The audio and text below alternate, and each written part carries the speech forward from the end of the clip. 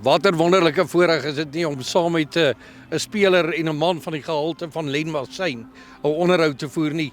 Len, ek dink as jy nou enige rugbyvrou en 'n rugbyma wil kwaad maak, is dit nadat jy 'n baie kompeterende en 'n uitdagende loopbaan, 'n tydrowende loopbaan gehad het, nou nog verder by rugby betrokke te wees in afrigting. Was dit aanvanklik jou plan of is dit maar gebore soos wat jy met die rugby aangegaan het oor die jare? Nee, ons het in die private sektor gegaan. Die ding is, dit is 'n voorreg om deel te wees van hierdie span. So toe ek die geleentheid gekry het by oom Joel om dit te kan afrig, het ek nie met enige twyfel gesê ja nie.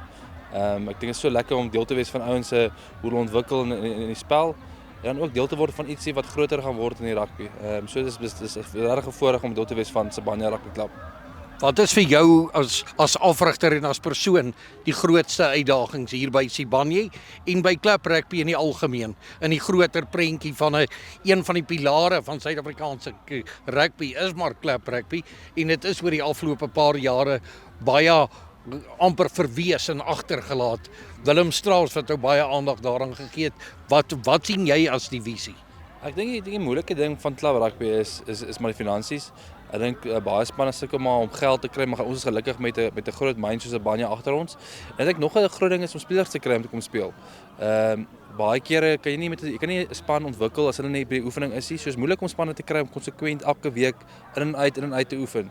Waar met professionele rugby as jou werk is, dan as jy daar so om ouens te kry en te ontwikkel en dan voor te berei vir spanne is moeilik as ouens nie opdaag nie. So ons het daarom 'n goeie stelsel waar ouens elke week opdaag en met dit kan ons voortgaan.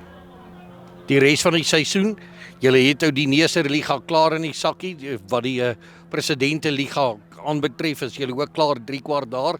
Daar's die Gold Cup wat nog voor lê, ander uitdagings wat daarmee saamgaan. Ja, ek dink ons het die volgende boks is my Presidentliga. Ek dink dit is iets wat ons nog nie gewen het as 'n klubie.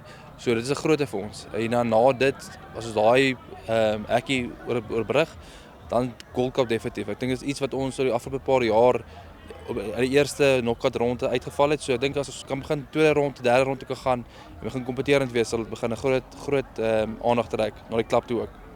Baie dankie vir jou bydrae en baie dankie dat jy as oud speler, ek wens ons kan dit so meer sien, ons sien dit al hoe meer en meer nou in Pretoria by Harlequins en by Centurion oud spelers wat betrokke raak. Dankie dat julle terugploeg in rugby, dit wat rugby vir julle ook gebied het. Nee, dis net 'n voorreg om hier te wees. Ek dink dit is nie geleentheid wat ons altyd kry nie. So vir my, hierdie mense, die span en al die mense wat om 'n mens is, verryk mense lewe ook net soveel meer.